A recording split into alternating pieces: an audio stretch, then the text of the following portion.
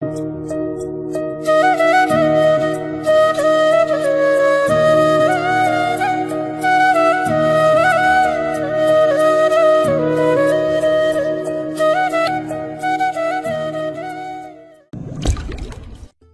মেয়ে, কে তুমি? এই টেরেসে বহিরাগতদের আসা নিষেধ, তা তুমি জানো না? কি করছিলে এখানে?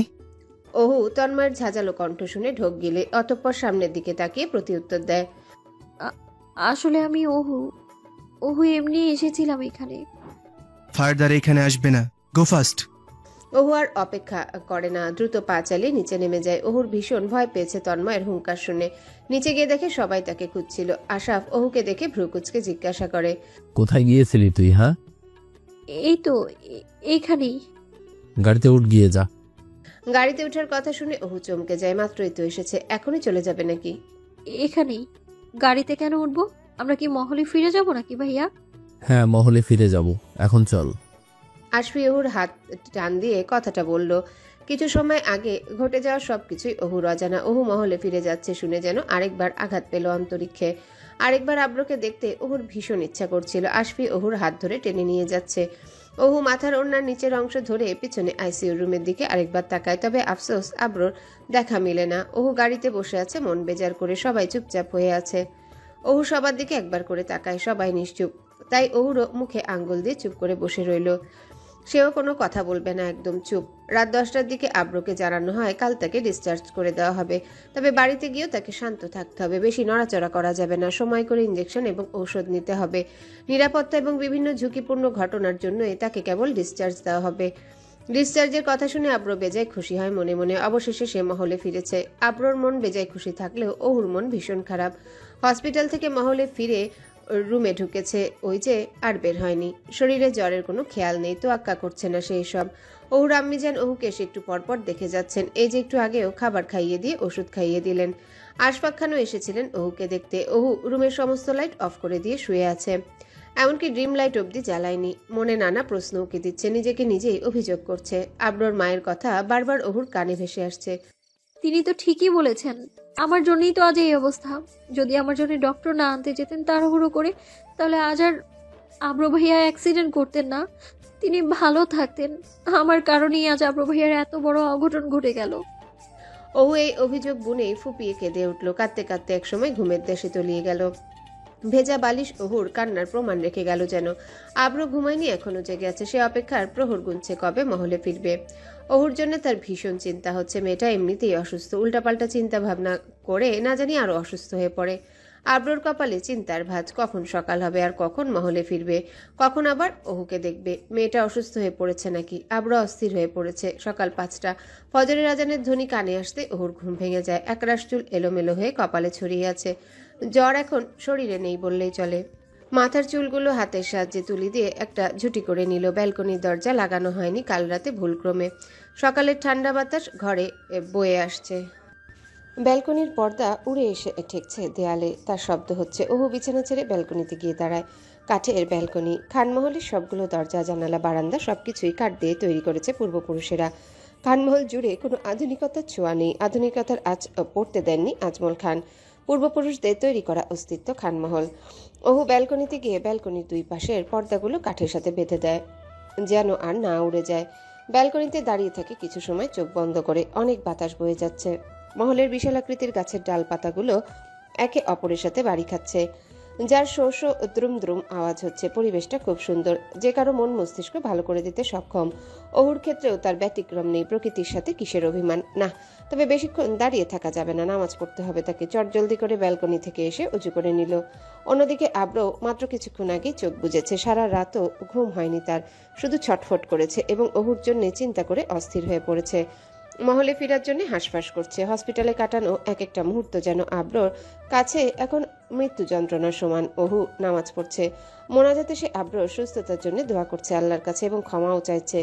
ওহু আব্রোর কাছেও ক্ষমা চাইবে, এমনকি আলিনা খানের কাছেও। নামাজ শেষে জায়নামাজ ছেড়ে উঠে দাঁড়ায় ওহু, সাথে চোখ থেকে গড়িয়ে পড়া অশ্রুধারাও মুছে। ওহুর আব্রোর সাথে দেখা করতে ভীষণ মন চাইছে, কিন্তু কি আর করার। ওহু এখনো জানে না আজ আব্রো মহলে ফিরছে। ওহু তার ল্যাপটপের কাছে যায়, ফটো ফাইলে ঢুকে আব্রোর সাথে তোলা ছবিগুলো দেখতে থাকে। এই ছবিগুলো সেই ছবি যা আব্রোর ঘুমন্ত অবস্থায় সুযোগ নিয়ে ওহু তুলেছিল। এই ছবিগুলোর জন্য ওহুকে অনেক কাহিনীর মধ্যে পড়তে হয়েছে। তবুও ওহু এই ছবিগুলো নিজের কাছে রেখে দিয়েছে, হয়তো এই দিনটায় দেখার জন্যেই। ওহু বেশ কিছু সময় ছবিগুলোর দিকে তাকিয়ে থাকে। ওহুর অজান্তেই চোখের কাজল রেখা পার করে বাড়িধারা গড়িয়ে পড়ে। ওহু সেটা পরবর্তীতে মুছেও নেয়। ল্যাপটপটা বন্ধ করে রুম থেকে বেরিয়ে যায়।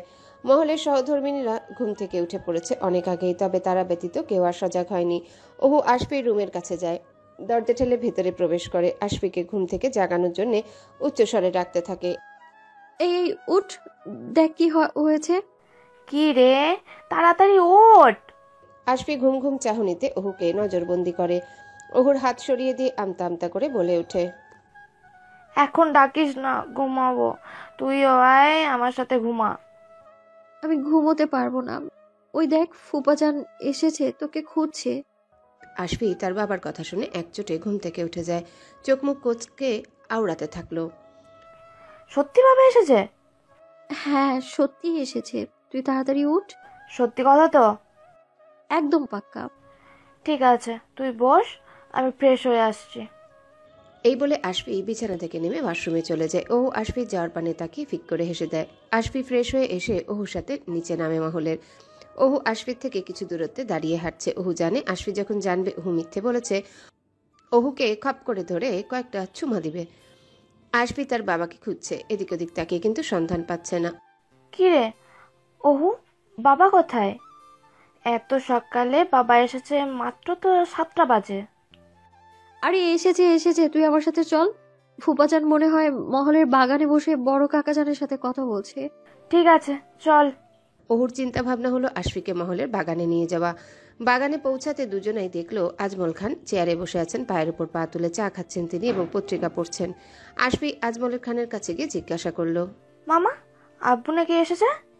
কোথাও আব্বু? আশফি মা, তোমার বাবা তো আসেনি। কিন্তু ওহু তো বলল। এই বলে আশফি পিছনে ফিরতে ওহুকে আর দেখতে পেল না। ওহু চম্পট মেরেছে বাগানের গহীনে। আশফিও ওহুর পিছনে তাড়া করতে করতে বাগানে ঢুকলো। দাঁড়া চুন্নি, তুই মিথ্যা কথা বলে আমারে ঘুম থেকে উঠাইছিস কেন? আমার একা ভালো লাগছিল না, তাই তোকে নিয়ে এসেছি। দুই ভাই বোন একে অপরকে পাকড়াও করে মারামারি করলো। বাগান থেকে বের হওয়ার সময় ওড়না বোঝাই করে ফুল নিয়ে নিল মালা বানাবে বলে। আব্রকে একটু আগে ব্রেকফাস্ট করিয়ে ওষুধ খাইয়ে দেওয়া হয়েছে। ওষুধের রেশ কেটে গেলে কড়া নিরাপত্তার সাথে ডিসচার্জ দেওয়া হবে তাকে। আব্র একটু পরপর ডক্টরকে বিরক্ত করছে কখন তাকে ডিসচার্জ দেওয়া হবে। আজমল খান, আজমিন খান, আশফাক খান এবং আশাফ সবাই এসেছে। এত উদ্গ্রীব হচ্ছিস কেন? করে দিবে তোকে ডিসচার্জ। কখন ইয়ার, দুপুর তো হয়ে গেল। আরেকটু অপেক্ষা কর, করবি তার সাথে দেখা।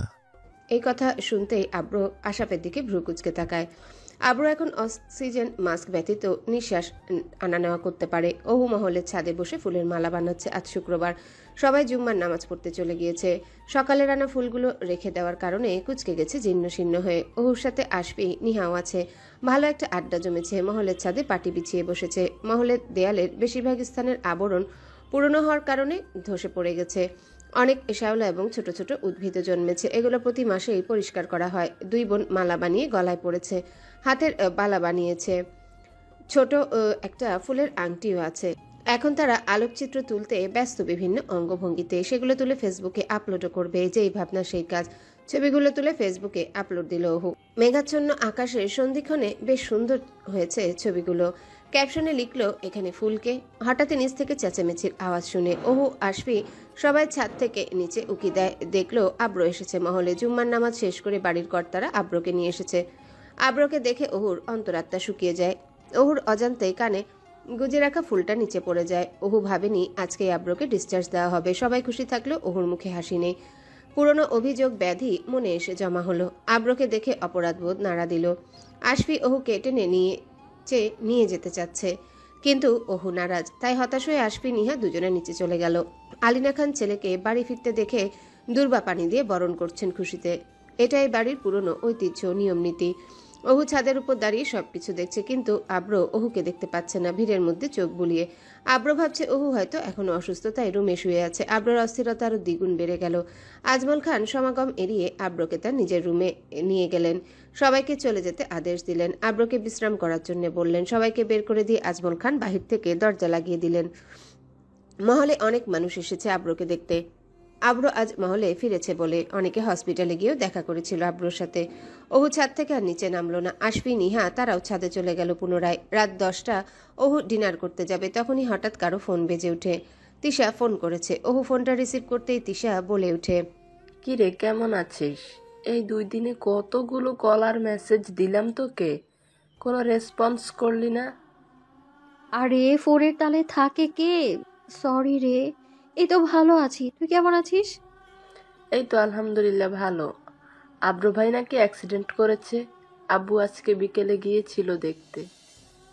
আব্রোর কথা শুনতেই ওহু অনেকক্ষণ নীরব থেকে ফোনটা কেটে দেয়। কেউ যেন তার কাটা ঘায়ে নুনের ছিটা দিচ্ছে।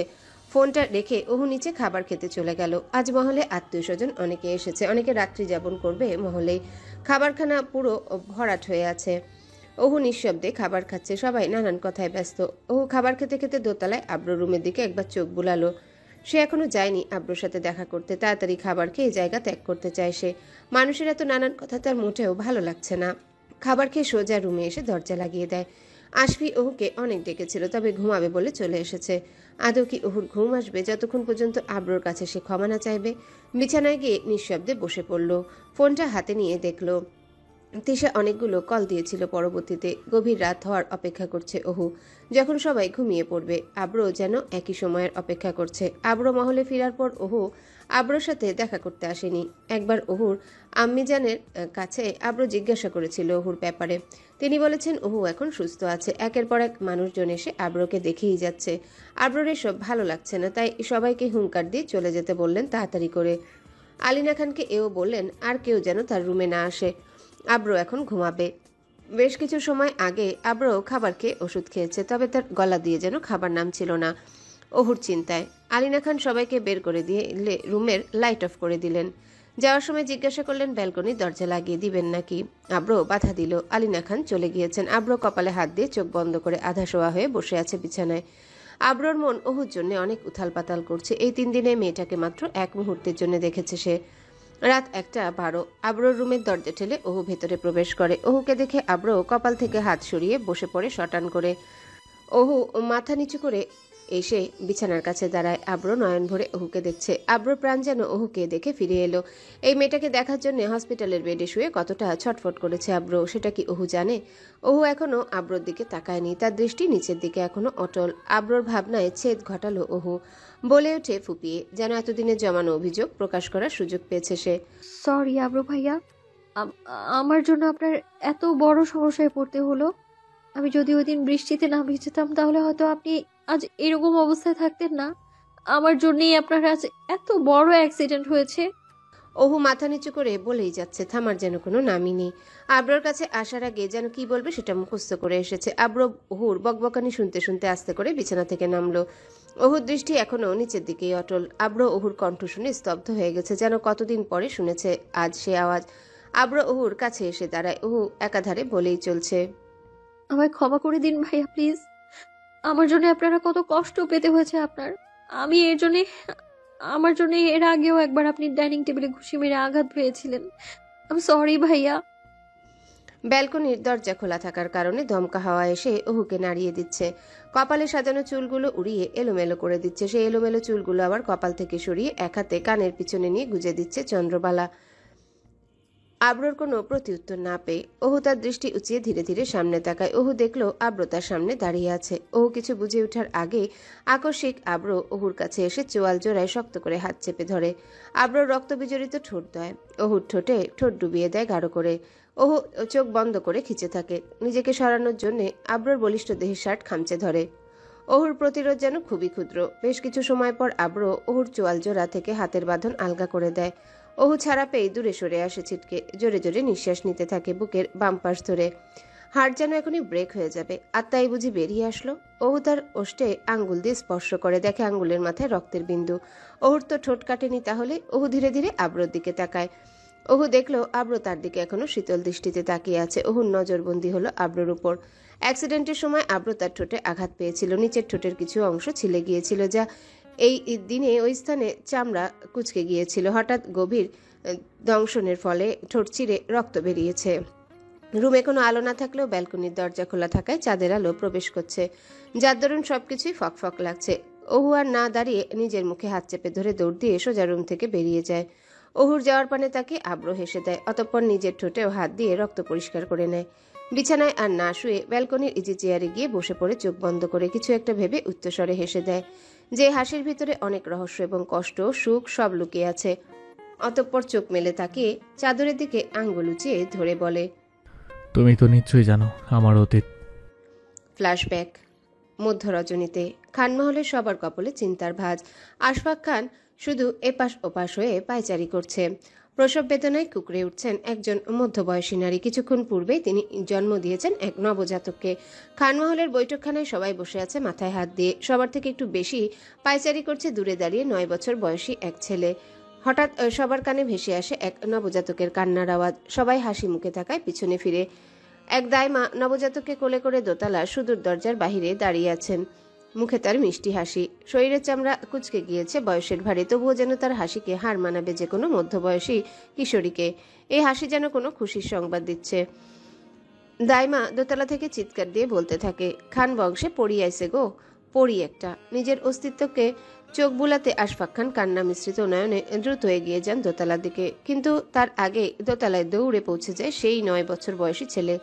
সবার আগে দাইমার কাছ থেকে নবজাতককে কেড়ে কোলে তুলে নেয় সে। প্রথম যে পুরুষ স্পর্শ করেছিল নবজাতককে সে আর কেউ না, খান বংশের একমাত্র বংশধর আজমল খানের একমাত্র ছেলে আররাব খান আব্র।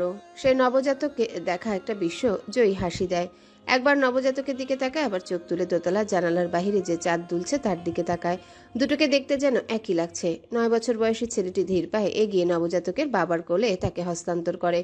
আশফাক খান নিজের পরীকে কোলে নিয়ে কান্নায় ভেঙে পড়েন। তিনি একটা পরী চেয়েছিলেন, একটা জান্নাতের অধিকারী তিনি আজ। নিচতলা থেকে একজন বৃদ্ধ মহিলা ক্রন্দিত হয়ে শুধায়, কি রে, আমার পরীরে নিচে নিয়ে আয়। যিনি এখন বাক্য আওড়ালেন তিনি আর কেউ না, নবজাতকের দাদি। তিনি বেশি হাঁটাচলা করতে পারেন না, অসুস্থ। দোতলায় ওঠার শক্তি তার মধ্যে এখন আর বিদ্যমান নেই। আশফাক খান নিচতলায় নেমে নবজাতককে তার মায়ের কোলে তুলে দিলেন। নবজাতককে দেখে তিনি আহাম্মক হয়ে বলে উঠলেন, আরে এ তো দেখি সত্যি আমাকে পরীরে আজমল। আজমল খান আজমিন খান নবজাতককে কোলে তুলে নিলেন হাসি মুখে। সবার মুখে হাসি। নবজাতকের আম্মি যেন সুস্থ আছেন। সবার থেকে বেশি খুশি যেন সুদূরে দাঁড়িয়ে থাকা সেই 9 বছর বয়সী ছেলের মাঝে। সেই তো প্রথম কোলে নিয়েছে, তার খুশির যেন তুলনা হয় না। একটা চাঁদকে সে কোলে নিয়েছে। সবার লালন পালনে বড় হতে থাকে নবজাতকটি। 7 দিন পর খানমহলে গরু জবাই করে আকিকা দিয়ে নাম রাখা হয় নবজাতকে। আরুরা খান অহুজান নামটি আব্রই পছন্দ করে রেখেছে। আর আররাব খান আরুরা খান, ওহু আব্রু, আরু রাব্রু। বেশ মিল আছে নামের। সকলের আদরে ওহু বড় হতে থাকে। বেশ পছন্দ করত সবাই ওহুকে। ওহু জন্মানোর পর থেকে আব্র ওহুকে নজরে নজরে রাখে। বেশ খামখেয়ালি হয়ে গেছে সে। পড়াশোনায় ভালো মতো করে না, স্কুলেও ঠিক মতো যায় না। বেশ বকাও খেতে হয় আলিনা খানের কাছ থেকে। মাধ্যমিকে উঠে পড়েছে আব্র। বয়সের অনেক তফাৎ থাকলেও ওহু এবং আব্র সুন্দর বেমানান জুটি ছিল। শিফার সাথে ওহুর 2 কিংবা 3 বছরের তফাৎ, তবুও এদের মধ্যে বনিবনা হতো না। তবে আব্রোর সাথে বেশ জমতো ছোট্ট ওহুর। বেশি দুষ্টামি করতো বলে অনেক মারও খেত ওহুর আম্মি জানের কাছ থেকে। কাউকে না বলে মহলের বাগানে চলে যেত। জলপাই গাছ, জাম গাছ, আম গাছে চড়ে বেড়াতো কাঠবিড়ালির মতো আব্রোর অনুপস্থিতিতে। আব্র যখন স্কুলে যেত সেই ফাঁকে ওহু এসব আকাম করতো লুকিয়ে লুকিয়ে। গাছ থেকে পড়েও গিয়েছে অজস্রবার। হাঁটু হাতের তালু ছিলে যেত। আঘাত পেয়ে চুপ করে বসে থাকতো। যখন আব্র স্কুল থেকে আসতো দৌড়ে আব্রোর কক্ষে চলে যেত। একদিন বড়ই গাছে চড়তে গিয়ে পা পিছলে পড়ে গিয়েছিল ওহু। হাঁটুতে হাতের তালুতে ছিলে গিয়েছে। চুপ করে মহলের বারান্দায় বসে আছে। ফ্রক জামার হাঁটুর উপর ছড়িয়ে দিয়েছে যেন কেউ দেখতে না পায়। এই বুদ্ধিটা আব্রই ওহুকে দিয়েছিল। মহলের কাউকে জানালে বেধরম বকবে। ওহুর আম্মিজান হয়তো সাথে গালটাও লাল করে দিবে। বারান্দায় বসে থাকার জন্য ওহুকে অনেকে প্রশ্ন করেছে। মিথ্যা যুক্তি দিয়ে সবাইকে চুপ করে দিয়েছে। মিথ্যাগুলো আব্রই শিখিয়ে দিয়েছে। ওহু আব্রোর আসার জন্য অপেক্ষা করছে। কখন আসবে তার আব্রো ভাই? হাঁটুটা খুব পোড়াচ্ছে তার। বিকেল 4টার দিকে আব্রো স্কুল থেকে পরীক্ষা দিয়ে মহলে ফিরে। আব্রো মহলে ফিরেছে শুনে আঘাতযুক্ত পা নিয়ে দৌড়ে ছুটে যায় ওহু আব্রোর কক্ষে। আব্রোর হাত থেকে ঘড়ি খুলছিল। ধরফর করে কাউকে রুমে ঢুকতে দেখে পেছনে ফিরে তাকায়। ওহুকে দেখে আব্রো ভ্রু কুচকায়। আব্র এগিয়ে আসে ওহুর কাছে। আব্রর মন জানান দিচ্ছিল ওহু আবার একটা কিছু অকাজ করেছে। ওহু দরজার সামনে দাঁড়িয়ে থাকে, মাথা নিচু করে ঠোঁট উল্টিয়ে। আব্র ওহুর কাছে এসে হাঁটু গেড়ে বসে শীতল কণ্ঠে শুধায়। কি হয়েছে কাঠবিড়ালি? আব্র ওহুকে ছোটবেলায় কাঠবিড়ালি বলেই ডাকতো। ওহু মাথা উঁচিয়ে আমতা আমতা করে বলে, গাছ থেকে পড়ে গিয়ে হাঁটুতে ব্যথা পেয়েছি ভাইয়া। ছোট্ট ওহু আব্রর নাম ঠিকমতো উচ্চারণ করতে পারে না, তাই আবো আবো করে। ওহুর কথা শুনে আব্র চোখ বুজে জোরে একটা নিঃশ্বাস নেয়। এটা শুধু একদিনের ব্যাপার না। আব্র স্কুলে চলে গেছে, ওহু এরকম কাজ প্রায় করে। কড়া ভাষায় কিছু বললে আবার মুখ ফুলিয়ে বসে থাকে, তাই আব্র আর কিছু বলে না এখন। ওহুর নিরাপদ জায়গাও তার আব্র ভাই। তার সকল অকাজ আব্রই লুকিয়ে সামলে রাখে, কাউকে কিছু জানতে দেয় না। আব্র ওহুর হাঁটুতে স্যাবলন দিয়ে ব্যান্ডেজ করে দেয়। ওহু চুপ করে বসে থাকে। ব্যান্ডেজ করা হয়ে গেলে পুনরায় নাচতে নাচতে আব্র রুম থেকে বেরিয়ে যায় ওহু। ঠিক তখনই পেছন থেকে আব্র ডেকে ওঠে, এই শোন, এদিকে আয়। ওহু আব্রর সন্নিধানে এগিয়ে যায়। আব্র তার পরীক্ষার ফাইল থেকে এক বক্স চকলেট বের করে কাঠবিড়ালিটার দিকে এগিয়ে দেয়। নে এগুলো, আর হ্যাঁ, সবগুলো একসাথে খাবি না, বলে দিলাম। কাঠবিড়ালি চকলেটগুলো হাতে নিয়ে দাঁতগুলো বের করে খিলখিল করে বিশ্বজয়ের হাসি দেয়। সামনের দুটো দাঁত পোকায় খেয়ে ফেলেছে, যার দরুন হাসি দিলে ছোট্ট কাঠবিড়ালিকে আরো বেশি সুন্দর দেখায়। শিপা আপুর জন্য তো কিছু আনো নাই, তাই না আবু ভাইয়া? না আনি নেই, তোর জন্য শুধু এনেছি, যা এবার। পোকাওয়ালা দাঁতগুলো বের করে ফিক করে হেসে দেয় আবারও, অতঃপর দৌড় লাগায়। শিফাকে ওহু তেমন পছন্দ করে না, কারণ ওহু যদি কোনো অকাজ করে সেটা শিফা ওহুর আম্মিজানের কাছে গিয়ে নালিশ করে দেয়। তাই আব্রকে বলে দিয়েছে শিফার জন্য কোনো চকলেট না আনতে। এভাবে কেটে যায় আরো বেশ কিছুদিন। আজ আব্র স্কুলে যায়নি, শুক্রবার ছুটির দিন। ওহু বায়না ধরেছে আব্রর কাছে কয়টা পাকনা আম পেড়ে দেওয়ার জন্য তাকে। তাই আব্র আম গাছে চড়েছে। আব্র উপর থেকে আমের বোটা ছিঁড়ে নিচে ফেলছে, আর কাঠবিড়ালি সেগুলো খুঁজে খুঁজে কুড়াচ্ছে। হঠাৎ আব্র একটা আমের বড় ডাল ঝাঁকা দেয়, যেন পাকনা আম থাকলে পড়ে যায়। আকস্মিক ওহুর মাথায় একটা আম পড়ে যায়। ওহু মাথায় হাত দিয়ে চিৎকার করে ওঠে। ওহুর চিৎকার শুনে আব্রর আত্মা শুকিয়ে যায়। ৭-৫ না ভেবে গাছ থেকে লাফিয়ে উঠে আব্র। অনেক উপর থেকে পড়ায় কিছু একটা সাথে লাগে। আব্র বাম পাশের ভ্রুতে কেটে যায়। আব্র তার নিজের হাত দিয়ে হস্তক্ষেপ না করে দ্রুত উঠে ওহুর মুখ চেপে ধরে। চিল্লাস কেন ওহুর বাচ্চা? চুপচাপ একদম। ওহু গুঙিয়ে ওঠে, হাতের ইশারা করে আব্রর চোখের দিকে। আব্র ওকে ছেড়ে দিয়ে ভ্রুতে হাত দেয়। আঙ্গুল স্পর্শ করে উঠে আসে তাজা লাল রক্ত। আব্র তড়িঘড়ি করে রক্ত মুছে নেয় তার পরনে থাকা টি শার্ট দিয়ে। অতঃপর ওহুর কপালে হাত দিয়ে টলতে থাকে, যেন কপাল ফুলে না যায়। নিজের দিকে আব্রর কোনো খেয়ালই নেই। সে ওহুর চোটে মগ্ন, কিন্তু ওহুর ছোট্ট ছোট্ট চাহনি এখনো আব্রর আঘাতের দিকেই বিদ্যমান। আব্রর ভ্রু গড়িয়ে চোখের পাপড়ি ঝরে রক্ত গড়িয়ে পড়ছে। আঘাতের আকার সম্পর্কে আব্রর এখনো অজানা। বেশ কিছু সময় পর আব্র ওহুকে মহলে চলে যেতে বলে, কিন্তু ওহু যেতে চাইছে না। ওহু ভীষণ ভয় পেয়েছে। আব্র টি শার্ট উঁচিয়ে আবারও রক্ত মুছে নেয়। তুই চলে যা, কিছু হয়নি আমার, আমি আসছি তোর পিছনে। মহলে গিয়ে কাউকে কিছু বলবি না যে আমি যে আঘাত পেয়েছি, সেটা তো বলবি না একদম, বুঝলি? ওহু ধীরে ধীরে মাথা নাড়িয়ে আব্রকে আশ্বাস দেয়। আব্র মুচকি হাসে, ভ্রুতে হাত দিয়ে দেখে এখনো রক্ত বের হচ্ছে, হয়তো অনেকখানি কেটে গেছে। ওহু চলে যাওয়ার 10 কিংবা 15 মিনিট পর আব্র মহলে ফিরে যায়, কারণ ওহুর সাথে গেলে সন্দেহ করবে। আব্র এতক্ষণ রক্ত মুছেই চলেছে। মহলে প্রবেশ করতে আলিনা খানের নজরে বন্দী হয় আব্র। আব্রর এই অবস্থা দেখে দৌড়ে আসে আলিনা খান। নিজের আঁচল দিয়ে ছেলের কপাল চেপে ধরে জোরে জোরে চিল্লাতে থাকে। আলিনা খানের চিৎকার শুনে সবাই দ্রুত ছুটে আসে। আব্রর এই করুণ অবস্থা দেখে সবাই আশ্চর্য। দ্রুত আব্রকে গাড়িতে করে ডাক্তারখানায় নিয়ে যাওয়া হয়। 2টা সেলাইয়ের প্রয়োজন হয় ভ্রুতে। চিকিৎসা শেষে আব্রকে মহলে নিয়ে আসা হয়। আজমল খান এখন মহলে নেই। মহলে থাকলে অনেক বড় তুলকালাম কাণ্ড হয়ে যেত। আলিনা খান তারই ভয় পাচ্ছেন, কিভাবে ছেলেকে বাঁচাবেন। অহু দোতলায় দাঁড়িয়ে আছে নিশ্চুপ হয়ে। আব্র নিচে অন্দর মহলে বসে আছে। আব্র নিজের জন্য ভয় পাচ্ছে না একটু। ভয় পাচ্ছে ওহু যদি সত্যিটা সবাইকে বলে দেয় তাহলে। ওহুকে সবাই আব্র বরাবরই ওহুর দিকে তাকাচ্ছে আর ইশারায় বাধা দিচ্ছে, চোখ বাঁকিয়ে কাউকে যেন কিছু না বলে। ওহু মাথা নাড়িয়ে বারবার আশ্বাস দিচ্ছে কাউকে কিছু বলবে না সে। ছোট্ট ওহু অনেক ভয় পেয়ে গিয়েছে, মুখ গোমড়া করে দোতলায় দাঁড়িয়ে আছে, তবে নিচে নামছে না। রাত 8টার দিকে আজমল খান সহ বাড়ির অন্যান্য কর্তারা মহলে ফিরে। তারা ফিরেই দেখে সবাই অন্তর্মহলে বসে আছে। সবার মাঝে আলিনা খানের পাশে বসে আছে আব্র। সবার নজর বিশেষ করে আজমল খানের নজর আটকে যায় আব্রর দিকে। দ্রুত তিনি এগিয়ে আসেন। আব্রর চোখের উপর ব্যান্ডেজ করা। ভ্রু কুচকে জিজ্ঞাসা করেন কর্কশ ভাষায়। তিনি এমনিতেও একজন বদমেজাজি রকচটা মানুষ। কি হয়েছে? আব্রুর কপালে ব্যান্ডেজ কেন? আসলে ও পরে। থামো, আমি আব্রুকে জিজ্ঞেস করছি, আব্রু বলো, এই আঘাত কোথা থেকে পেয়েছো? সাইকেল থেকে পড়ে গিয়েছে। কথাটা বলতে দেরি আজমল খানের হাত আব্রোর গালে স্পর্শ করতে দেরি হলো না। সবাই এরকম কাণ্ডে ভড়কে যায়। আলিনা খান ছেলেকে দূরে সরিয়ে দেন। তিনি জানতেন এরকম কিছুই হবে। আজমিন খান সবাই এগিয়ে এসে আজমল খানকে শান্ত করতে লাগলেন। ভাইজান, ছোট মানুষ ভুল হয়ে গিয়েছে। কিসের ছোট মানুষ? কতবার নিষেধ করেছি বাজে ছেলেদের সাথে প্রতিযোগিতায় কোনো প্রয়োজন নেই সাইকেল নিয়ে। সে কি শোনে আমার কথা? আজমিন খান টেনে আজমল খানকে অন্দরমহল থেকে নিয়ে গেলেন। আব্রো এখনো আগের অবস্থাতেই রয়েছে। এই প্রথম আব্রোর গায়ে কেউ হাত তুলল, তবু এতে কোনো আফসোস নেই আব্রোর। দোতলায় মায়ের পিছনে দাঁড়িয়ে আঁচল পেঁচিয়ে আঙ্গুলে সবকিছুই নজরবন্দি করলো কাঠবিড়ালি। ওই ভ্রুতে কেটে যাওয়া দাগ আজও আছে আব্রোর, তবে অতটা বোঝা যায় না। ভ্রুতে লোম গজিয়ে যাওয়ার জন্য কেউ যদি সূক্ষ্মভাবে নজর বোলায় তবে অবশ্যই তা নজরবন্দি হবে। অতীত। আজমল খান চলে যাবার পরই আব্রোকে তার রুমে নিয়ে যায় আলিনা খান। আব্রো আঘাত পাওয়ার পর থেকে কেউ আব্রোকে এই বিষয়ে কিছু জিজ্ঞাসা করেনি। তারাও এখনই জানতে পারলেন আব্রো সাইকেল থেকে পড়ে গিয়ে আঘাত পেয়েছে। কিন্তু আলিনা খান এই বিষয়টি মানতে নারাজ। আব্রো তো আজ মহলের বাহিরে যায়নি, তাহলে সাইকেল থেকে পড়ে গিয়ে আঘাত পেল কিভাবে? আলিনা খানের মনে খটকা লাগলো। তিনি পরদিন সকালে মহলের পরিচারকদের ডেকে জিজ্ঞাসা করলেন আব্রোকে কেউ মহলের বাহিরে যেতে দেখেছে কিনা। একজন পরিচারিকা বলে উঠল আব্রোকে তিনি মহলের বাগান থেকে আসতে দেখেছেন, কপালে হাত চেপে ধরে। আলিনা খানের মনের আশঙ্কা এবার সত্যি হলো।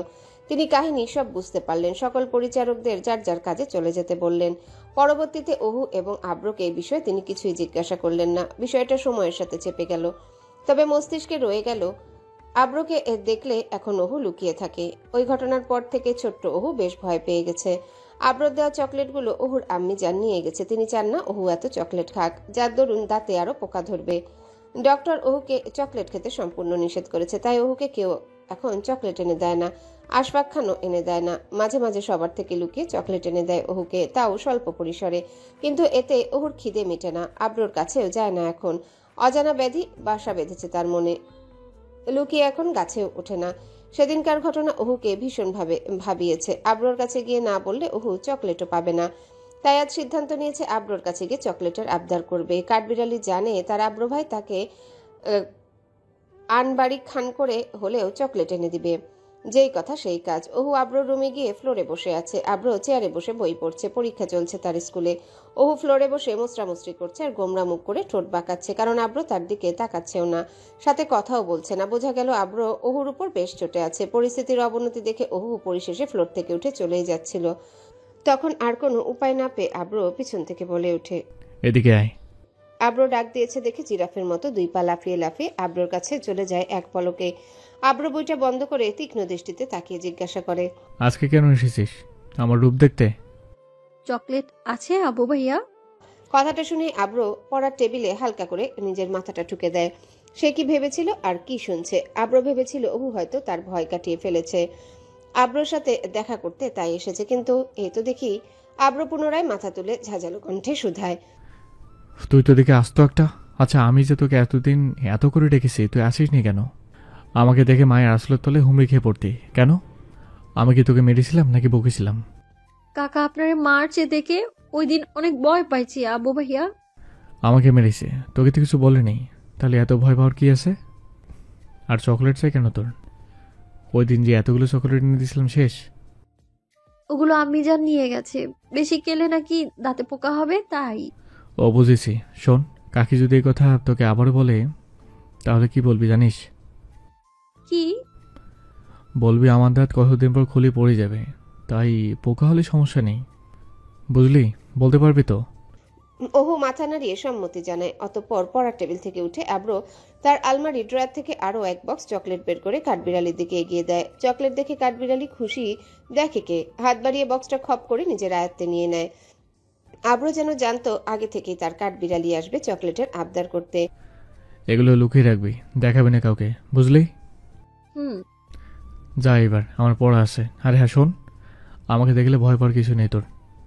কাঠবিড়ালি আবারও মাথা দুলিয়ে আশ্বাস দেয় যে সে আর আব্রোকে ভয় পাবে না। যাওয়ার সময় পোকাওয়ালা দাঁতগুলো বের করে আরো একটা বিশ্বজয়ী হাসি দেয়, যে হাসি আব্রোর মনে মুহূর্তে প্রশান্তি বয়ে আনে। ঠোঁট জোড়া প্রসারিত করে সেও হাসে কাঠবিড়ালির সাথে। থ্যাংক ইউ আবু ভাইয়া। আব্রকে ধন্যবাদ জানিয়ে হেলতে দুলতে চলে যায় কাঠবিড়ালি। আব্র আবারও পড়ায় মনোযোগী হয়ে পড়ে। এসব গোপন দৃশ্যগুলো একজনই নজর করে, আর সে হলো অহু এবং আব্রর দাদিমা। এটা কেউ জানে না তিনি খুবই অসুস্থ। এভাবে কেটে যায় আরো কিছুদিন।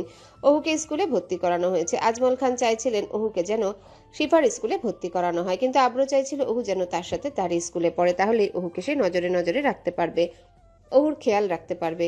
তাই যেই কথা সেই কাজ, অহুকে আব্রর স্কুলে ভর্তি করানো হয়। আব্রর সাথে অহু প্রতিদিন স্কুলে যায়, কিন্তু একসাথে ফিরতে পারে না, কারণ আব্র মাধ্যমিকে পড়ায়, তার দেরিতে ছুটি হয় স্কুল। তাতে কি, যতটুকু সময় অহু স্কুলে থাকে ততটুকু সময় তো আব্র তার সাথে থাকতে পারে। অহু সেই সময় থেকে তিশার সাথে পড়েছে এবং পরবর্তীতে বন্ধুত্বের রূপ নেয়।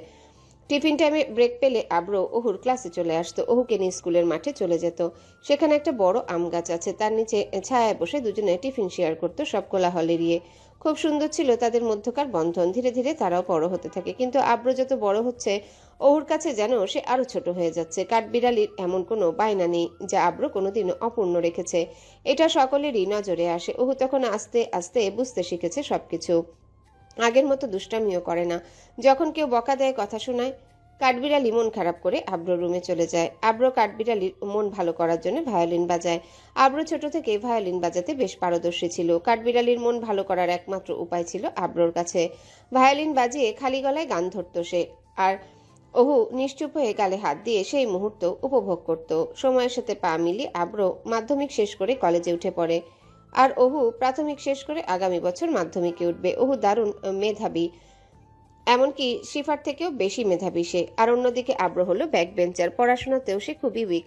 তার জন্য প্রচুর কথা শুনতে হয় আব্রকে, কিন্তু আব্র এসব গায়ে মাখে না মোটেও। এদিকে খান পরিবারের আলো করে আসে আরেক কন্যা শেফা খান নিহা। অহু নিহাকে ছোট থেকে খুবই আদর করে। অহু এখন বেশ বুঝদার হয়েছে, কথায় কথায় আর বায়না ধরে না, কারোর সাথে লুকোচুরি করে না। পোকাওয়ালা দাঁতগুলো পড়ে গিয়ে নতুন দাঁত গজিয়েছে। শৈশব পেরিয়ে ধীরে ধীরে কিশোরী বয়সে পা দিতে চলেছে। অন্যদিকে আব্রর বয়স 19 ছুঁই ছুঁই। তবে আব্র আর অহুর মধ্যকার সম্পর্কটা এখন অবিচ্ছেদ্য, অটল আছে পূর্বের ন্যায়। বাচ্চামোর রেশ কেটে গিয়েছে। আব্র থেকে শুদ্ধ উচ্চারণ করে আব্র ভাইয়া বলে ডাকে। যেদিন অহু আব্রকে প্রথমবার শুদ্ধ উচ্চারণ করে আব্র ভাইয়া বলে ডেকেছিল, সেদিন আব্র অহুকে 15টা টেডি, 15টা বক্স চকলেট উপহার দিয়েছিল। আব্র প্রভাতের লগ্নে ছাদে বসে খুব ভাবছে অহুকে নিয়ে, খুব স্মরণ করছে সেই দিনগুলো যখন অহু চকলেট এনে দেওয়া বায়না করত, গাছ থেকে ফল পেড়ে দেওয়ার বায়না করত, আঘাত পেলে চুপটি করে বসে থাকতো। আব্র আসলে দৌড়ে চলে যেত তার কাছে। মহলের পুকুর থেকে বড়শি দিয়ে মাছ ধরত, সেই মাছ পুঁজি করে সবাই মিলে জোলাবাতি খেলতো। রাতে বিদ্যুৎ চলে গেলে সাদা কাপড় পরে একে অন্যকে ভূতের ভয় দেখাতো। সন্ধ্যাবেলা মহলের ছাদে গিয়ে সবাই ঘুড়ি উড়াতো। অহুর হাতে নাটায় থাকতো, আর আব্র সুতো কাটতো। হাতের 5 আঙ্গুল বিছিয়ে সিঙ্গারা পুরি মস্তক খেলতো। ওর ছোট্ট হাত দিয়ে যখন আব্রকে মারতো খেলার নিয়মে, আব্রর কিছুই লাগতো না ব্যথা, কিন্তু ওহু জোরে জোরে চিল্লায় বলে উঠতো, খুব জোরে লাগছে তাই না আব্র ভাইয়া? আব্র তার কাঠবিড়ালিকে খুশি করতে মিথ্যা অভিনয় করতো যে হ্যাঁ খুব জোরে লেগেছে। কাঠবিড়ালির ছোট্ট ব্যাগ কাঁধে নিয়ে যখন আব্র ওহুকে স্কুলে নিয়ে যেত, বৃষ্টির দিনে যখন নিজের ছাতা ওহুকে দিয়ে দিত যেন বৃষ্টিতে ভিজে মহলে ফিরতে না হয়, আর অন্যদিকে আব্র বৃষ্টিতে ভিজে মহলে ফিরে জ্বর বাঁধিয়ে ফেলতো। মহলে ফিরে আলিনা খানকে মিথ্যা কথা বলতো, আর আলিনা খানও সেটা বুঝে ফেলতো, তবে প্রকাশ করতো না। ঈদের সময় চাঁদ রাতে সবার সাথে মহলের ছাদে বসে মেহেদি লাগাতো কাঠবিড়ালি। আব্র বসে ভায়োলিন বাজাতো। মেহেদি দিয়ে একটু পর হাত উঁচিয়ে উঁচিয়ে আব্রকে দেখাতো। মেহেদি দেওয়া শেষ হয়ে গেলে আব্রকে বিচারক বানাতো, বিচার করার জন্য যে শিফার হাতে মেহেদি সুন্দর নাকি অহুর। দুধে আলতা রং সাদা হাতে মেহেদির গাঢ় হয়ে ফুটে উঠতো কাঠবিড়ালির হাতে। ঈদের নামাজ পড়ে আসলে আব্রকে সালাম করে হাতিয়ে নিত মোটা অঙ্কের টাকা। খুব বেশি স্মরণ করছে সেই সোনালি শৈশবে কে আব্র, যখন ওহুকে প্রথম কোলে নিয়েছিল। আজ সেই ওহু দ্বাদশী কন্যা হয়ে গেছে। এক পলকের জন্য কখনো কাঠবিড়ালিকে একা ছাড়েনি আব্র। 12টা বছর আব্রর প্রতিটা বিশ্বাস রক্তের কণার সাথে মিশে গেছে ওহু। সেই ওহুকে ছেড়ে আব্রকে লন্ডনে চলে যেতে হবে পড়াশোনার জন্য। হ্যাঁ, লন্ডন। সবাইকে ছেড়ে আব্রকে যেতে হবে আজ সন্ধ্যায়। 20 বছরের ছেলের মনে তোলপাড় তুলে দেওয়া দ্বাদশী কন্যাকে ছেড়ে, তার কাঠবিড়ালিকে ছেড়ে। আব্রর ভীষণ কষ্ট হচ্ছে, কিন্তু কি আর করার, তার হাতেও কিছু করার নেই। আজমল খানের জেদ, আব্রকে বিদেশে গিয়ে পড়তেই হবে। আব্র দেশ থেকে পড়াশোনা মোটেও করে না।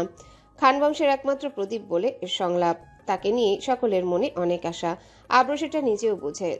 তবে কাঠবিড়ালিকে কার ভরসায় রেখে যাবে আব্র? কেউ নেই সেই রকম, আল্লাহ যেন এখন একমাত্র প্রথম এবং শেষ ভরসা আব্রর।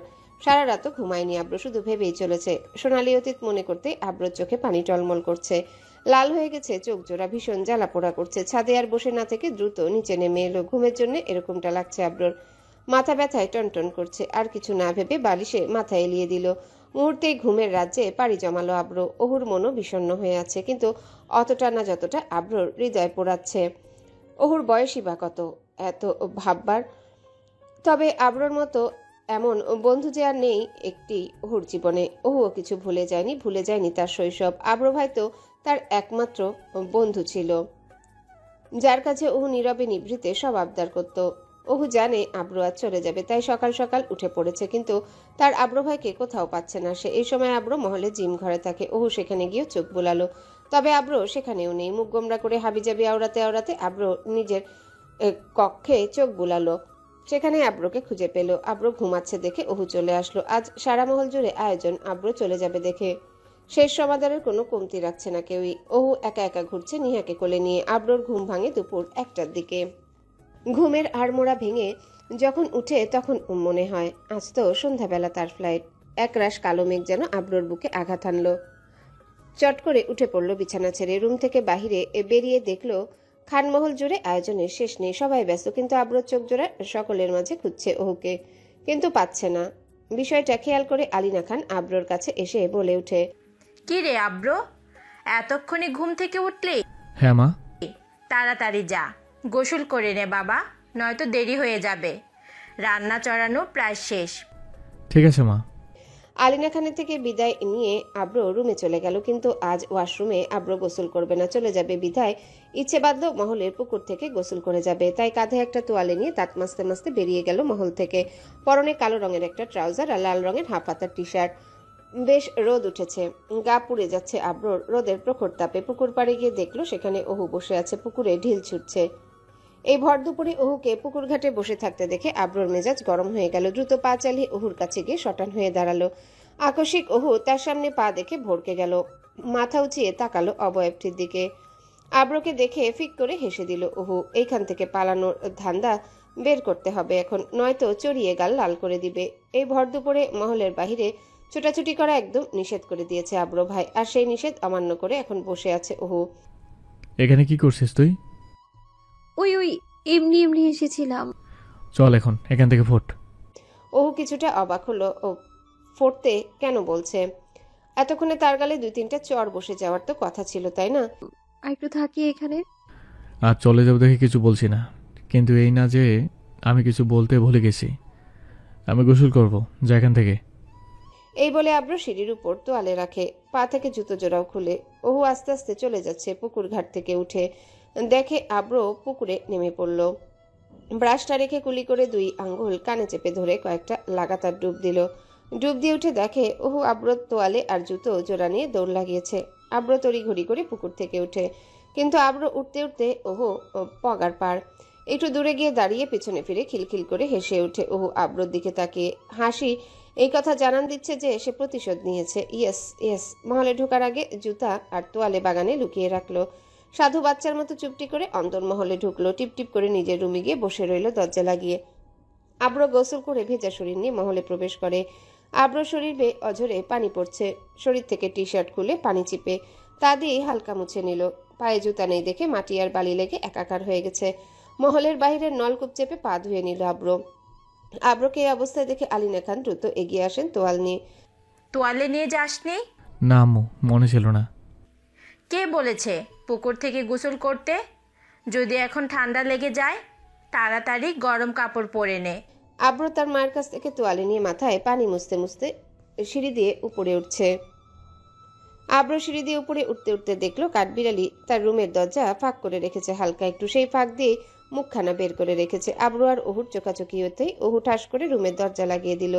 আব্র এই প্রতিচ্ছবি দেখে মুচকি হাসলো। এই প্রথম না, এরকম বহুবার হয়েছে আব্রর সাথে, তবে আব্রর মুখের হাসিটা বেশিক্ষণ স্থায়ী হলো না। আব্র অহুর রুম এড়িয়ে নিজের রুমে চলে যায়।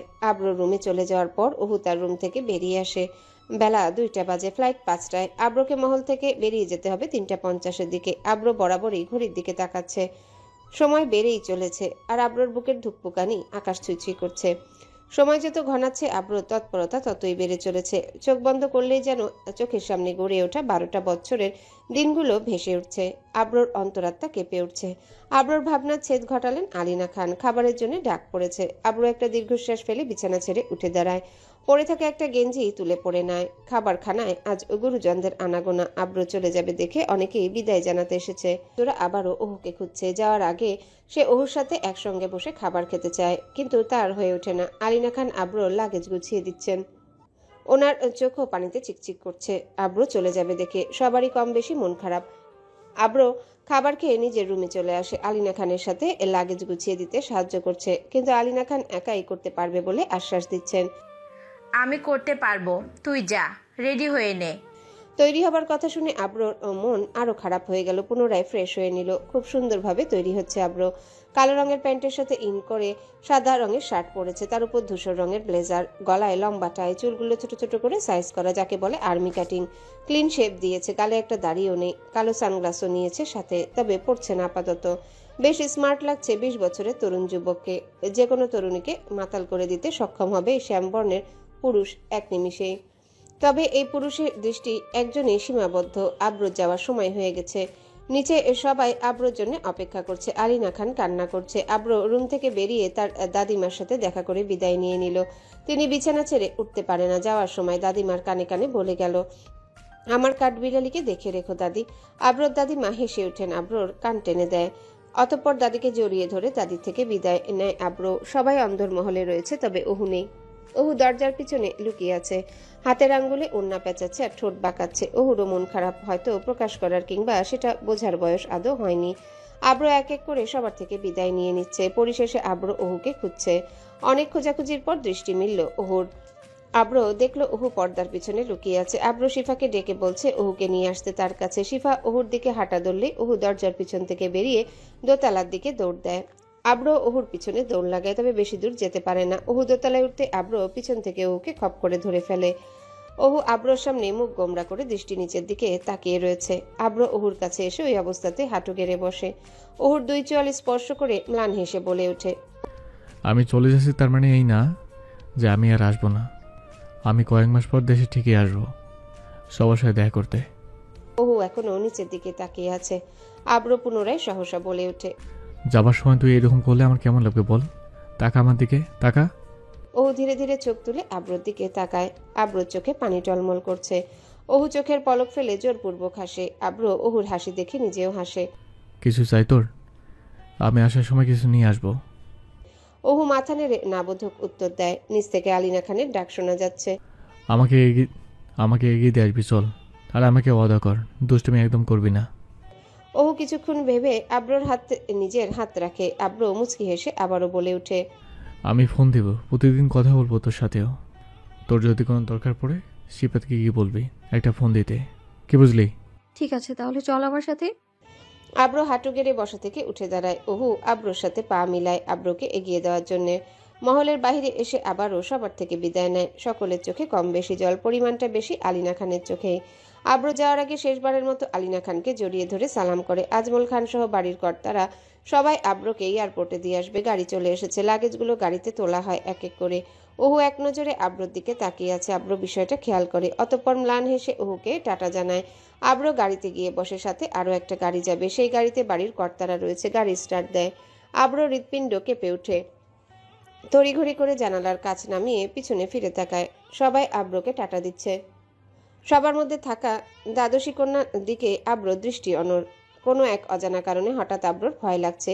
দৃষ্টি অগোচর হওয়ার আগ অব্দি আব্রো পিছনে তাকিয়েই থাকে। ধীরে ধীরে আবছা হয়ে যায় সবার প্রতিচ্ছবি। আব্রো সামনে ফিরে তাকায়। বুকের বাম পাশে চেপে ধরেছে কোনো এক অজানা ব্যথা করছে বুক পাজরে। মহল ছেড়ে চলে আসছে বিধায় কি এরকম অনুভূতি হচ্ছে নাকি অন্য কিছু?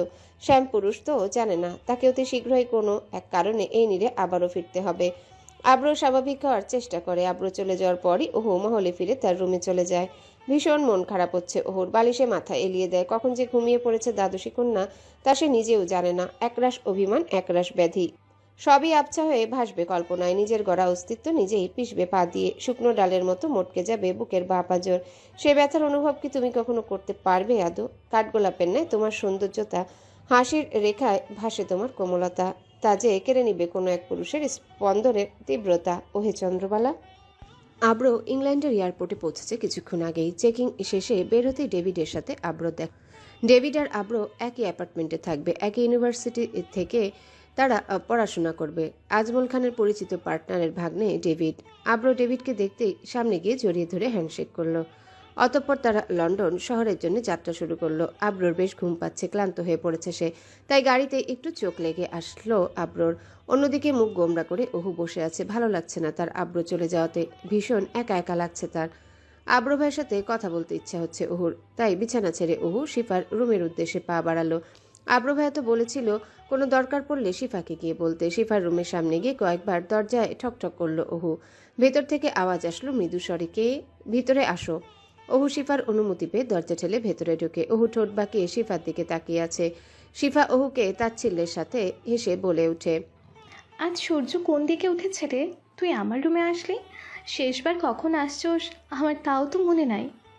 অহু শিফার কথা শুনে দৃষ্টি সংযত করে নিচের দিকে তাকিয়ে আছে। ঠিকই তো বলেছে শিফা, আজ যদি আব্র থাকতো তাহলে জিন্দেগিতে অহু আসতো না, কি আর করার। আচ্ছা রাগ করিস না, বল, এমনি মজা করছিলাম। কিছু চাই তোর? আব্র ভাইয়ের সাথে কথা বলবো, উনি বলেছিলেন কোনো দরকার পড়লে তোমার কাছে এসে বলতে। আব্র ভাই তো এখনো মেবি পৌঁছায়নি, যেতে আরো সময় লাগবে। তুমি একটু ফোন দিয়ে দেখো না। আচ্ছা তুই দাঁড়া, আমি মামনির ফোন নিয়ে আসছি। এই বলে শিফা রুম থেকে বেরিয়ে যায়। ওহু চুপটি করে গিয়ে বিছানায় বসে। শিফা ফোন নিয়ে এসেছে, ফোন ঘুঁটে দেখছে। আমি ফোন দিচ্ছি, না ধরলে তুই কথা বলিস। না না, তুমি কথা বলো, পরে আমাকে দিও। আচ্ছা রিপিট। আমি ফোন দিচ্ছি, নে, ধরলে তুই কথা বলিস। আচ্ছা ফোন করুক আগে, ভাইয়া কল ধরছে না রে, হয়তো এখনো পৌঁছায়নি। তুই এখন চলে যা, গিয়ে ঘুমিয়ে থাক। ভাইয়া ফোন দিলে আমি তোকে ডেকে দেবো, কেমন? অহু ঠোঁট বাঁকিয়ে মাথা নাড়িয়ে সম্মতি জানায়। বিছানা ছেড়ে উঠে পড়ে চক্ষুদ্বয়ের পানির অবস্থান স্থির বিদ্যমান। ধীরে ধীরে পা বাড়িয়ে নিজের কক্ষে এসে দরজা বন্ধ করে দেয় অহু। আব্র কিছুক্ষণ আগেই নিজের অ্যাপার্টমেন্টে এসে পৌঁছাচ্ছে। লাগেজগুলো নিজের রুমে রেখে ফ্রেশ হতে চলে গেল। খুব মাথা ব্যথা করছে আব্রোর। ফ্রেশ হয়ে এসে নিজের সিম এবং নেটওয়ার্ক সংযোগ করে নিল ফোনে। নেটওয়ার্ক সংযোগ করতেই অনেকগুলো কল মিস হওয়ার নোটিফিকেশন আসলো। কম বেশি সবাই কল করেছে, কিন্তু সব নোটিফিকেশনের মাঝে একটা মেসেজ আব্রোর দৃষ্টি কাড়ল। আব্র ভাইয়া ফোন রিসিভ করুন, ওহু আপনার সাথে কথা বলতে চাচ্ছে। মেসেজটা পড়া মাত্রই আব্রোর হৃৎপিণ্ড কেঁপে ওঠে। ধরফর করে শোয়া থেকে বসে পড়ে। শিফার আম্মুর ফোনে অনেকগুলো কল দেওয়ার পর আব্র, কিন্তু কল রিসিভ হয় না। এক এক করে সবাইকে কল দিতে থাকলো, তবে কেউই ফোন ধরছে না। সবাই হয়তো ঘুমাচ্ছে, যার দরুন আব্র সবাইকে একটা মেসেজ দিয়ে রাখলো। ওহু আব্রোর সাথে কথা বলার ইচ্ছা পোষণ করেছে বিধায় আব্র নিজের ওষ্ঠ জোড়া প্রসারিত করে ম্লান হাসি দেয়। এই ইচ্ছে যেন কোনো এক মরণ ব্যাধি অসুখের একমাত্র ঔষধ। ফোনটা রেখে কিছুটা হালকা খাবার খাওয়ার জন্য চলে গেল আব্র। বেশ ক্ষুধা পেয়েছে বটে। ডেভিডের সাথে বসে টুকটাক আড্ডা দিচ্ছে আর খাবার খাচ্ছে। খাবার খাওয়া শেষে আব্র নিজের রুমে আসলো। একটা মাথা ব্যথার ট্যাবলেট খেয়ে বালিশে মাথা এলিয়ে দিল। 2 আঙ্গুল দিয়ে কপালের এপাশ থেকে ওপাশ ডলছে ব্যথার যন্ত্রণায়। ফোনটা হাতে নিয়ে দেখলো কেউ কল করেছে কিনা, কিন্তু না, কেউ প্রতিউত্তর করেনি। আব্র অনেকক্ষণ অপেক্ষা করলো, কারো ফোন কিংবা মেসেজ আসলো না। বাধ্য হয়ে 2 চোখ বুঝতে বাধ্য হলো। রাতের অন্ধকারে রেশ কাটিয়ে প্রভাত হয়।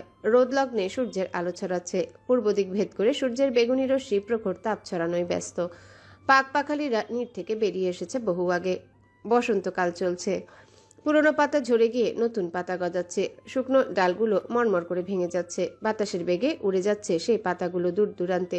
খানমহলের বিশাল বিশাল গাছগুলো থেকেও অঝরে পাতা ঝরছে। সেই পাতা পিষেই অনেকে এগিয়ে চলছে, আবার সেই পাতা কুড়াতেই ব্যস্ত এক ছোট্ট শিশু। ঘুমের ঘোরে মগ্ন তখন আরেক কিশোরী। আজ শুক্রবার, কোনো ব্যস্ততা নেই, স্কুলে যাওয়ার তাড়া নেই কোনো। আচমকা কেউ সেই দ্বাদশীর শরীরে ধাক্কা দিতে থাকে। এই ওহু ওঠ, কি রে, ওঠ না। ঘুমোবো। আরে আব্র ভাই কল দিয়েছে, এই নে ধর, কথা বল তাড়াতাড়ি। আব্র ভাই কল দিয়েছে কথাটা শুনতেই ওহু হকচকিয়ে ওঠে। শোয়া থেকে উঠে শটান করে বসে পড়ে। মুখের উপর পড়ে থাকে এলোমেলো চুলগুলো দ্রুত সরাতে থাকে। আর সেই প্রতিচ্ছবি আব্র ব্যাক ক্যামেরা দিয়ে দৃষ্টিবন্দি করে মৃদু হাসে। কি আব্র ভাইয়া ফোন করেছে? তুমি যাও, আমি আসছি মুখ ধুয়ে। কোথায় যাবো আমি? ফোন নিয়ে এসেছি, লাইনে আছে, কথা বল। আমি মুখ ধুইনি তো, মুখে লালা শুকিয়ে লেগে আছে। কথাটা শোনা মাত্রই শিফা আর আব্র দুজনেই উচ্চস্বরে হেসে ওঠে। আব্র ফোনের ওপাশ থেকে বলতে থাকে। ওহু, কথাটা শোনা মাত্রই ওহুর ছটফটানি বন্ধ হয়ে যায়। ঠোঁট বাঁকিয়ে নিজ হাতে ফোনটা শিফার থেকে এগিয়ে নেয়। আব্রর দিকে এক নজর তাকিয়ে চোখ সরিয়ে ফেলে। কিরে কি হয়েছে তোর? কিছু হয়নি। তাহলে নিচের দিকে তাকিয়ে এসিস কেন? ফোনের দিকে তাকা। ওহু মাথা নাড়িয়ে না বোধক উত্তর জানায় যে না, সে তাকাবে না। ওহু, ওহু, কি হয়েছে তোর? আব্রু ভাইয়া কবে আসবেন আপনি? কথাটা শোনা মাত্রই আব্রর বুকের ধুকপুকানি বেড়ে যায়। নিঃশ্বাস তীব্র হতে শুরু করে। মুহূর্তেই ঠোঁট জোড়ার মুচকি হাসি উধাও হয়ে যায়। এই প্রশ্নের উত্তর তো আব্রু নিজেও জানে না, যার দরুন চাপা কণ্ঠে কাঠবিড়ালির প্রশ্নের প্রতি উত্তর দেয়। আসবো আসবো খুব তাড়াতাড়ি, চিন্তা করিস না তুই, কেমন? তুই ভালো করে পড়াশোনা কর আর একদম দুষ্টামি করবি না। ওহু পুনরায় মাথা নাড়ায়। এভাবে আব্র এবং ওহু বেশ কিছু সময় কথা বলে। আব্র প্রতিদিনই বাড়িতে ফোন দেয়, সবার সাথে কথা বলে। ওহুর সাথেও ভালো দুষ্টামি করে। ওহুরও ভালো লাগে, অন্তত একাকী তো লাগে না। আব্র ইউনিভার্সিটিতে যায়, ক্লাস করে মনোযোগ দিয়ে পড়াশোনা করার ট্রাই করছে এখন আব্র, যেন দ্বিতীয়বার কাঠবিড়ালি থেকে দূরে সরে আসতে না হয় তাকে। মহলে থাকাকালীন যদি আব্র ভালো করে পড়াশোনা করত, তাহলে হয়তো আজ তাকে বিদেশে এসে পড়াশোনা করতে হতো না। ডেভিডের সাথেও আব্রোর বেশ জমেছে বন্ধুত্ব। ওহুও প্রতিদিন স্কুলে যায়, তবে তেমন আর দুষ্টুমি করে না। এখন দুষ্টুমি করলে যে বাঁচানোর কেউ নেই। স্কুল থেকে এসে একা একাই নিহাকে নিয়ে পুরো মহল টই টই করে ঘুরে বেড়ায়। নিহা যেন ওহুর এখন ছোট্ট সঙ্গী। আব্র শুধু সময়ের অপেক্ষা করছে, কবে সে আবারও মহলে ফিরবে। এক একটা সময় যেন এক একটা বছরের মতো লাগে আব্রর কাছে। কিছু মাস পর আলিনা খান অন্দর হলে বসে পান বানাচ্ছেন ওহুর দাদিমার জন্য। হঠাৎই মহলের ল্যান্ডলাইনে কারো ফোন আসে। তিনি পানের থালা রেখে টেবিলের কাছে এগিয়ে যান ফোন রিসিভ করার জন্য, কিন্তু ততক্ষণে ফোনটা কেটে যায়। তিনি আগ্রহ নিয়ে আর সামনে এগোলেন না, পিছনে ব্যাক করে আবারও চলে আসতে লাগলেন। তখনই পুনরায় ল্যান্ডলাইন বেজে ওঠে। তিনি দ্রুত পা চালিয়ে ফোন রিসিভ করেন। হ্যালো, কে বলছেন? ফোনের ওপাশ থেকে কোনো এক মধ্যবয়সী পুরুষালী কণ্ঠে থমকে থমকে বলে ওঠে। আসসালামু আলাইকুম, বড় সাহেবা বলছেন নাকি? ওয়ালাইকুম আসসালাম। হ্যাঁ বলছি, আপনার পরিচয় কি? আমি উহুর বিদ্যালয় থেকে উহুর শিক্ষক বলছি। ও আচ্ছা আচ্ছা, বুঝেছি। জি বলুন। আসলে সাহেবদের মধ্যে থেকে কি কেউ স্কুলে আসতে পারবেন? জরুরি প্রয়োজন ছিল। তারা তো কেউ মহলে নেই। কি দরকার হঠাৎ? আমাকে বলুন। দরকার ছিল উহুর অভিভাবকদের মধ্যে কাউকে আসতে হতো সাহেবা। কেন, কোনো সভা আছে নাকি আজ? আচ্ছা, আমি দেখছি বিষয়টা। সাহেবা, কাউকে দ্রুত পাঠান স্কুলে। এই বলেই ফোনটা কেটে গেল। আলিনা খান কিছু বলার সুযোগই পেল না। তবে বিষয়টা চিন্তার আগে এরকম হয়নি। তিনি তরজলদি করে আজমল খানকে ফোন দিলেন, আশফাক খানকেও ফোন দিলেন, তবে কেউ ফোন ধরছে না। অতঃপর বাধ্য হয়ে আশরাফের ফোনে তিনি কল দিলেন। কিছু সময় ফোন বাজতে আশরাফ কল তুলল। আসসালামু আলাইকুম মামি। ওয়ালাইকুম আসসালাম। আশরাফ, তুমি কই বাবা? মামি, আমি তো বাড়িতেই আছি। কেন, কোনো দরকার? হ্যাঁ, একটু দরকার ছিল তো। ওহুর স্কুল থেকে ফোন এসেছে, জরুরি দরকারে তাৎক্ষণিক কাউকে যেতে বলেছে। তোমার মামারা সবাই ব্যস্ত, ফোন দিচ্ছি ধরছে না। তুমি একটু ওহুর স্কুলে গিয়ে দেখবে বিষয়টা।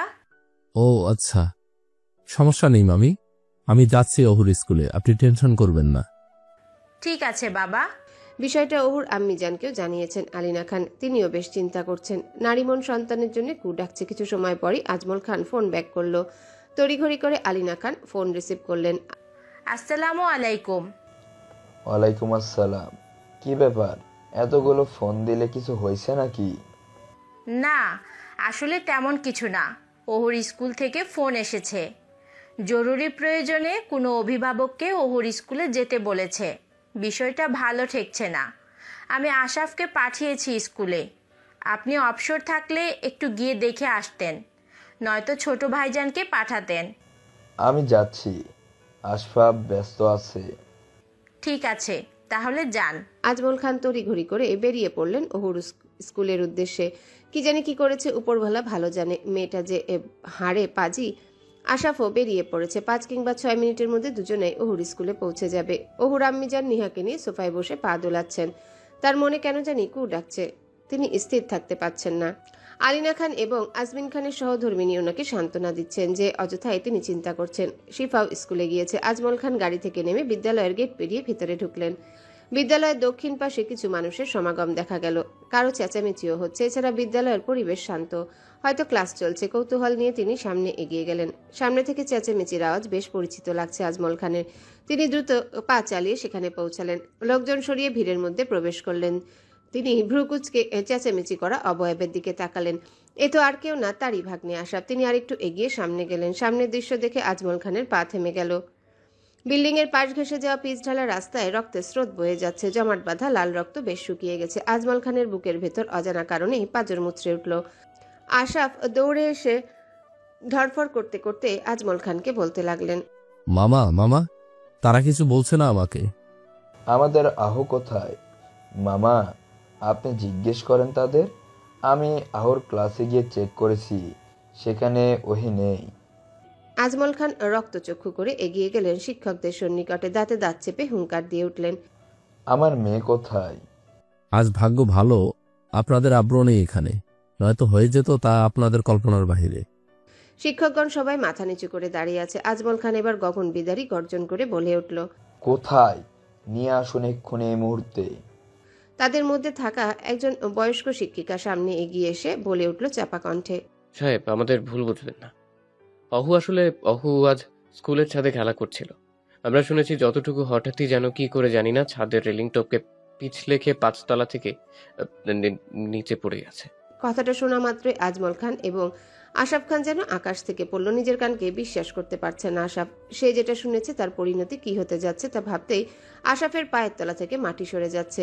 আজমল খান ইতিমধ্যে বুকের বাম পাশ চেপে ধরলেন। আশরাফ দ্রুত এসে আজমল খানকে জাপটে ধরলেন। আজমল খান নেতিয়ে গেছেন। হুঙ্কার দেওয়ার মতো শক্তি তার মধ্যে যেন আর বিদ্যমান নেই। তবুও জোরে জোরে নিঃশ্বাস নিতে নিতে বলে উঠলেন, আমাদের অহু এখন কোথায়? সাহেব, আমরা ওকে হসপিটাল নিয়ে গিয়েছি।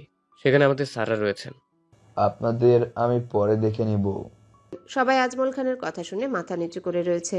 খান পরিবারের ক্ষমতা সম্ভব সকলেই অবগত। যাওয়ার সময় আশরাফ সবাইকে উদ্দেশ্য করে আবারও বলে উঠল, শুকরিয়া আদায় করুন উপরওয়ালার নিকট। আচ্ছা, এখানে উপস্থিত নেই বলে নয়তো। গাড়িতে বসে সবাইকে এই বিষয়ে জানাতে লাগলো আজমল খান। দ্রুত হসপিটালে পৌঁছানোর জন্য সবাইকে বললেন। ইতিমধ্যে মহলে জানাজানি হয়ে গেছে ওহুর ব্যাপার। ওহুর আম্মিজান হাউমা করে কান্না করছেন, লুটিয়ে পড়েছেন ফ্লোরে। সবাই ওনাকে সামনে রাখছেন। কিছুজন মিলে ওহুর আম্মিজানকে গাড়িতে নিয়ে বসালেন হসপিটালে যাওয়ার উদ্দেশ্যে। আজমল খান এবং আশরাফ হসপিটালে এসে পৌঁছেছে। রিসেপশন থেকে খবর নিয়ে দ্রুত ছুটলেন এমার্জেন্সি অপারেশন থিয়েটারের দিকে। সেখানে গিয়ে দেখলেন কিছু শিক্ষক দাঁড়িয়ে আছেন। আজমল খানকে দেখে সবাই মাথা নিচু করে ফেলল। ওহু কোথায়? ওহু কোথায়? ওহুকে সিটি স্ক্যান করার জন্য নিয়ে গেছে। সিটি স্ক্যান কেন? আমরা বলতে পারি না, ডক্টর জানে। ডক্টর, কি হয়েছে ওহুর? দেখুন, আমরা এখন কিছু বলতে পারছি না। মাথার ডান পাশে বেশ আঘাত পেয়েছে। আমরা সিটি স্ক্যানের জন্য পাঠিয়েছি। আপনাদের অপেক্ষা করতে হবে। খুব বেশি আঘাত পেয়েছে কি ডক্টর? জি, আমরা ওকে ট্রিটমেন্ট করে সিটি স্ক্যানের জন্য পাঠিয়েছি। সিটি স্ক্যান করা শেষ। আমরা রিপোর্টের জন্য কিছুক্ষণ অপেক্ষা করছি। নতবা মস্তিষ্কের অবস্থান না বুঝে আমরা তার পরবর্তী চিকিৎসা করতে পারবো না। আর আমরা অতি শীঘ্রই 2 ব্যাগ রক্তের ব্যবস্থা করুন। হ্যালো বন্ধুরা, পরবর্তী পার্ট খুব তাড়াতাড়ি আসবে, তো সবাই অপেক্ষায় থাকো। আর চ্যানেলটি যারা এখনো সাবস্ক্রাইব করোনি তারা পরবর্তী পার্ট দেখার জন্য চ্যানেলটি সাবস্ক্রাইব করে রেখো। ধন্যবাদ সবাইকে, আমাদের সাথেই থেকো।